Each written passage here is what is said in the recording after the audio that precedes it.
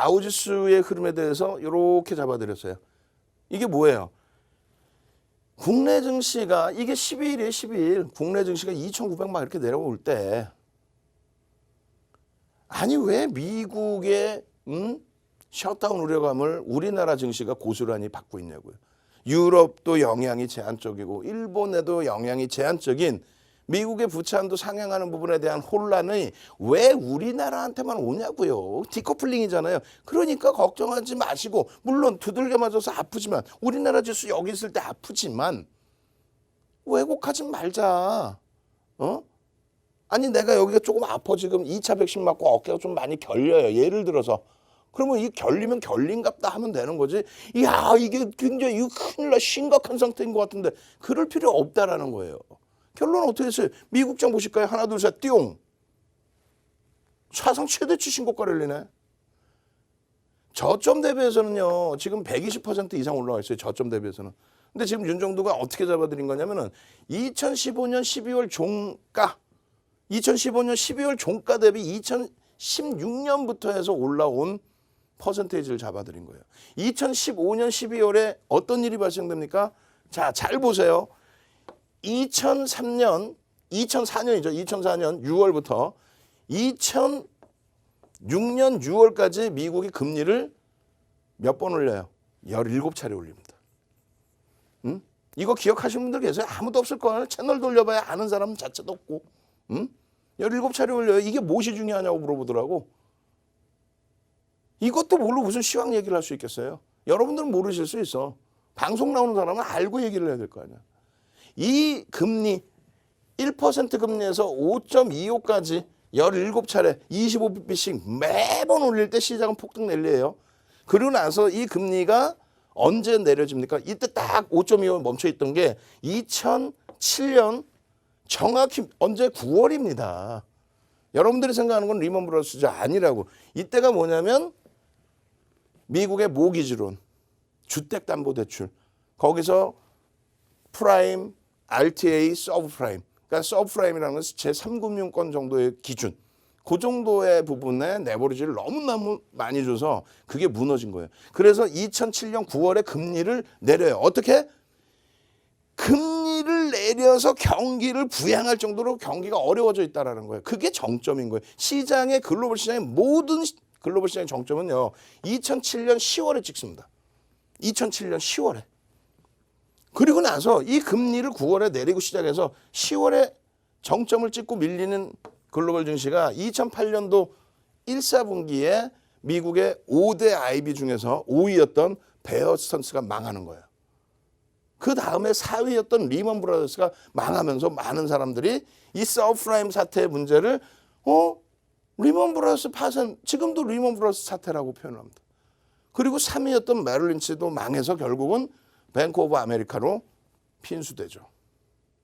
그리고 나서 이 금리를 그 앞전에 가장 낮았던 게 얼마였어요? 1%까지 형성해놨던 거. 9.11 테러 이후에. 2001년 9.11 테러 이후에 낮춰놨던 금리. 그 금리까지 내려도 경기가 살아날 수가 없어. 그러다 보니까 제로 금리 수준, 마이너스 금리 수준까지. 그리고 헬리콥터에서 돈을 뿌린다라고 표현할 정도의 양적 완화. 그게 언제요? 2009년 3월입니다. 그게 정점을 찍고 바닥을 찍고 거기서부터 시장은 유동성 랠리가 나온 거예요. 그 유동성 랠리가 나오던 거를 드디어 금리를 올릴 만큼 경기가 좋아졌다. 지금의 테이퍼링은 그 얘기는 벌써 이미 2013년도에 나온 얘기. 그리고 2014년도에 테이퍼링을 단행을 해요. 그리고 2016년도 본격적으로 금리 인상하죠. 그럼 언제 올린 거예요, 금리를? 2015년 12월에 올린 겁니다.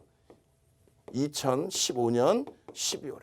최소한 이것만 알아도, 그러니까 2000년 이후의 금리 이 동향, 그것만 딱 아시면 여러분들은 채널 돌려서 나와서 시장이요. 이런 사람보다 여러분들이 우위에 있는 거야. 금리를 언제 올렸으며 왜 올렸으며 지금의 기준도. 금리를 올린 게 그래서 2015년 12월부터 본격적으로 경기가 살아난다. 영국도 그 당시에 금리를 올리려고 했어요. 영국이 브렉시트를 단행한 이유가 별거 없습니다. 브렉시트가 잘못된 거 아니에요. 국민 투표해가지고 야 우리 유럽 탈퇴하자. 유로 탈퇴하자. 왜? 우리는 경기가 금리를 올릴 만큼 굉장히 살아났는데 유럽은 그렇지 못하다. 전체 유로는 그렇지 못하다 보니까 오히려 금리를 추가적으로 인하하거나 양적 완화를 확대하는 그런 전략을 폈죠. 거기에 이민자를 다 받아야 되고 치안에 대한 불안 요인을 느끼고 일자리 뺏긴다 생각하고 그게 바로 브렉시트입니다. 어찌됐든 결론적으로 금리를 올릴 만큼 경기가 살아났다. 코로나19 때문에 다시 제로금리 수준으로 내려와 있고 양적 완화를 추가적으로 단행을 하고 그 이후의 흐름에서 지금 테이퍼링의 얘기가 나올 정도로 경기는 상당하다. 아니 이게 그냥 올라가냐고 사상 최대치 이 흐름이 그냥 올라간 흐름이냐고요? 아니잖아. 2015년 12월 말 대비해서 103% 올라온 게 그냥 올라온 거냐고요? 아니잖아. 나머지 부분은 설명 없이 그냥 빨리 넘깁니다. 지금 여기서 시간 다 뺏기면 안 되잖아. 그죠? 나스닥, S&P 500 지수, 그 다음에 나스닥. 그러니까 결국은 기술주가 다 올렸다는 얘기예요. 기술주가 지금까지도 그리고 독일, 그리고 일본 니케이, 그리고 우리나라. 그래서 이거를 다시 표로 보시면은 이런 상승률이 나와 있는 거예요. 이런 상승률이. 이런 상승률. 우리가 맨날 아프다 하지만은 사실상 그렇게 아픈 건 아니고 디커플링 상태인 것만은 맞다. 미국 대비해서. 미국이 줄을 잡아서 가고 있는데 여타 국가들이 뭐 급락으로 반전 그런 거는 없어요. 디커플링이 나와 있어도 뭐 길게 디커플링이 잡혀봐야 뭐 3개월, 6개월인 거지. 또 1년일 수도 있지만 제한적이라는 거예요. 전기전자 업종의 상승률이 185%예요. 저점 대비가 아니에요. 저점 대비라면 220%예요. 필라델피아 반도체 지수도 저점 대비하면 얼마? 500% 이상 올라와 있어요. 근데 지금 보시면은 고점을 찍을 때의 기준 뭐 10월 고점이 아니라 종가의 기준. 종가의 기준으로 따지면 저점부터 하면 이거 500%가 넘습니다. 그런데 15년 12월 말로 기준 잡으면 400%. 전기전자 업종보다 2배 가까이 올라와 있죠. 더. 조금 이따 한 번 더 비교해 드릴 거예요. 어떤 걸 비교해 드릴 거냐면은 여기서부터 여기까지만 잘라놓으면 어떻게 될까요? 여기는 디커플링이에요. 눈으로 보시는 것처럼 잘 안 보이실 수 있는데 이들이 올라갈 때 우리는 못 올라갔어. 근데 여기서부터 여기까지만 비교하면 어떻게 될까? 월등히 우리가 더 강했습니다. 자, 다시 잘라서 놓고 봅니다. 요 기준의 흐름의 표고요. 그렇게 해서 15년 말부터 2017년 12월까지 기준 중에서 최고 고점 찍을 때 상승률이 42.76 다우지수가. 그리고 나서 S&P 500 지수는 31% 그리고 나스닥이 39.87입니다. 여기서 잘 보시면 어떻게 되세요? 독일이 26, 니케이가 22.84, 우리나라가 30.60. 표로 볼까요? 표로 보시면 우리나라가 이들보다 강합니다. 독일이나 일본보다 강하고 이쪽 미국 쪽의 흐름하고도 그렇게 크게 차이가 안 나요. 디커플링 돼 있는 상태가 아니었어요. 왜? 전기전자 업종이 116%, 누가? 삼성전자, 하이닉스. 필라델피아 반도체 지수 기준의 102%보다 우리나라 전기전자 업종의 흐름이 더 강했단 말이에요. 왜? 아니, 삼성전자, 하이닉스가 있으니까. 그런데 왜 이렇게 더 강했던 시장의 흐름이 결국은 디커플링 상태에 놓여졌을까? 그것만 생각하시면 되죠. 왜 그렇게 됐어요? 2017년도에 정부가 바뀌죠. 새로운 정부가 들어오죠. 그렇게 되면서 뭐가 돼요? 정책적인, 정치적인 정정 불안, 불확실성 부분들이 일부. 그리고 삼성그룹에 대한 오너의 불확실성 부분이 일부. 불거졌잖아요. 농담하는 게 아니라 실질적으로 정치적인 얘기를 하는 게 아니에요. 새로운 정부, 새로운 정권이 들어오고 그리고 자연스럽게 바뀌는 과정 속에서 또 삼성그룹에 대한 청산할 건 또 청산해야 되고 그런 과정 속에서 디커플링 상태가 나왔다는 거죠. 여러 가지. 근데 결국은 실적을 이기는 건 없다. 펀드멘탈을 이기는 건 없다. 지금 시장이 대략적으로 얼마 올라 있어요? 아까 보니까 50% 올라와 있죠? 그죠? 2015년 말 대비. 전기전자 업종은요, 200% 올라와 있는 거예요. 삼성전자요? 삼성전자 2016년 저점 대비해서 220%. 하이닉스 300% 올라와 있어요. 시장 대비 월등히 강하죠? 최고점 대비 아우 힘들어 못 살겠어 이렇게 힘들어 왜 이렇게 전기전자 업종 약해? 아니야. 여전히 제일 강한 업종이에요. 결론적으로는요. 금리나 이런 부분의 영상도 제가 기존에 교육해드린 게 있어요. 환율하고. 그런 거 보시면은 지금 뭐 막말로 진짜 이 수익을 왜 놓치고 있냐고. 이 수익을. 어? 다우지수가 이 연중 저점이 여기거든요. 내려온 적조차도 없어. 근데 우리나라 지수 빠지면은 게을러서 그래요. 능동적이어야 되는데 게을러서 미국장이 내려온 적도 없는데도 불구하고 미국에 셧다운이래. 그 뭔데? 뭐 부채 한도를 올려야 되는데 안 올려주나 봐. 매번 나오는 얘기라고 매번. 아니 그런 얘기 장 안 좋을 때 얘기합시다. 지금 장 안 좋은 거 아니잖아. 오늘은 우리 입장에서는 대승리 아니 대승리. IT의 어마어마한 강세, LG화학의 강세, 기아차 꼬리 달렸지만 기아차의 엄청난 강세. 와우. 요 흐름들 종가의 기준의 상승률입니다. 이걸 꼭 기억하십시오. 이 흐름과 국내 증시 또 독일 또 그러니까 유럽, 일본과의 디커플링 이러한 부분에 대해서도 고민을 해보십시오. 분명하게. 디커플링을 당연히 매꼬로 갈 것이다. 누가? 미국을 제외한 나머지 쪽이 미국과의 등락률의 차이가 났던 부분에 대해서. 원래는 일단은 요게 이제 그 종가 기준 27일과 28일의 종가 기준의 등락률이에요. 유럽이나 일본, 우리나라 대비 2배 올라온 거예요. 일단은 요 나스닥은 뭐 기술주라고 별개로 친다면 그리고 뭐 이거는 전기전자 업종과 필라델피아 반도체 지수의 종가의 기준인 거고요. 그리고 그 다음 장에 나오는 게 이게 최고점 찍을 때 상승률을 나타낸 거예요. 최고점 찍을 때. 그렇게 해서 뭐 국내 증시도 3,300포인트를 넘길 때 또 니케이도 요 최고점을 찍을 때 30년 만에 최고점을 찍을 때 등락률을 나타낸 거고 그걸 표작업을 한 겁니다. 그래도 여전히 디커플링인데 우리나라가 윤정도가 맨날 엄살 떨었지만 최고점까지 우리나라가 유럽이나 일본보다 월등히 강했어. 뭐 그렇게 맨날 힘들다 해요. 월등히 강했어. 그나마 미국장보다는 좀 느슨했지만. 그리고 가장 중요한 걸 하나를 볼 거예요. 최고점의 기준 요거 말고 가장 중요한 걸 하나를 볼 겁니다. 어떤 걸 볼 거냐면은 일단은 뭐 전기전자 업종에서도 디커플링을 해소할 수 있는 분명히 기회가 있어요. 제일 중요한 거 이걸 본다는 거예요.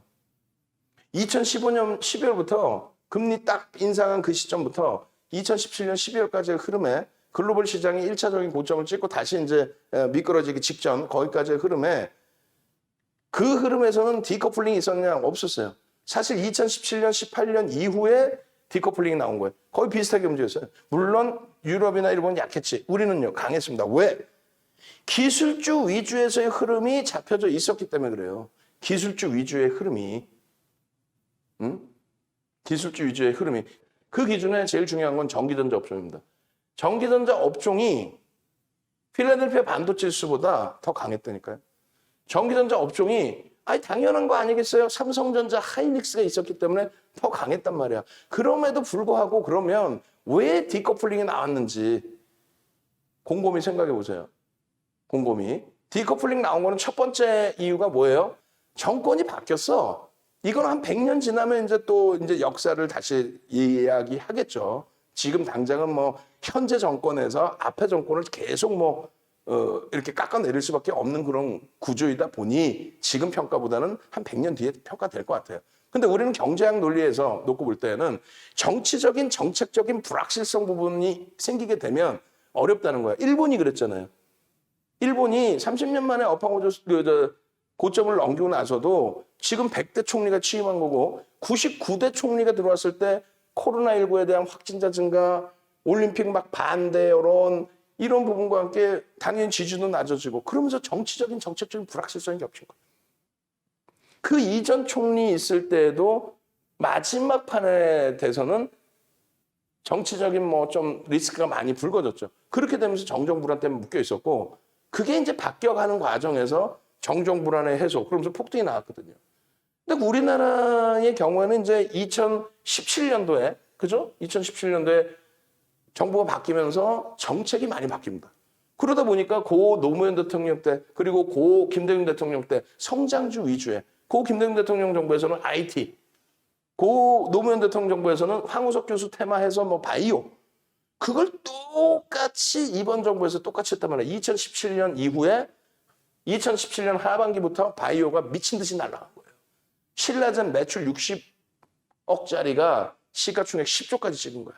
마지막 자락에는요, 10만 원 했었어, 10만 원. 얼마? 주식수가 7천만 주짜리가. 7조짜리를 이틀 만에 10만 원에서 15만 원 땡겨가지고 이틀 만에 시가총액을 10조를 만들어버렸어. 지금이야 우습지만 그때는 뭐 우스운 일이 아니었단 말이에요. 지금 뭐 거래 정지죠. 웃을 일도 아니고. 그런 바이오들의 그런 정책적인 뭐 어찌됐건 결론은 글로벌 증시의 흐름 대비해서 디커플링이 나옵니다. 국내 증시가. 디커플링이. 왜? 전기전자 업종이 그렇게 강해서 시장을 우리나라 더 끌고 가고 유럽이나 일본보다도 우리가 IT 비중이 높다 보니까 더 강세 흐름이 더 크게 나왔는데 결론적으로 삼성그룹의 오너에 대한 불확실성이 빵 터져버리죠. 되겠냐 이거지. 시가총액 가장 높은 시가총액 비율 20%가 넘었던 그런 삼성전자가 오너 리스크에 묶여버리니까 결국은 시세가 멈춰지죠. 물론 이제 뭐 업황의 기준도 봐야 되겠지만 그렇게 따지면 필라델피아 반도체는 어떻게 계속 가나? 뭐 차이점은 있겠죠. 반도체 기준하고도 일부는. 결론적으로 지금의 기준에서 그 불확실성 부분이 상당 부분이 해소가 됐고 지금 마지막 자락에 8월 기억하셔야 돼요. 8월 13일 날 장중에 하이닉스가 네이버의 시가총액이 밀려버린 날이 있었어요. 네이버의 영업이익 대비해서 10배 수준의 영업이익을 내는 하이닉스가 8월 13일 날 우리는 갖고 있으니까 피눈물을 흘리는 날이에요. 그날은. 안 갖고 있는 것들이 꼭 쓸데없는 얘기에 방송 나와서 안 갖고 있는 것들이 8월 13일 날 장중에 하이닉스의 조종폭이 확대가 되면서 네이버가 시가총액 2위로 올랐어요. 당연히 뭐 그럴 수 있지만 실적이 뒷받침돼서 성장되는 종목을 반도체 디램 가격이 4분기에 정점을 찍을 거예요. 장난 확 그냥. 그거를 모건 스탠리 쪽의 보고서가 나오기 직전에 CLSA에서 보고서를 냈고 모건 스탠리가 보고서를 냈는데 모건 스탠리가 미국의 1위, 2위를 엎치락뒤치락 한다면 실질적으로 1위가 맞아요.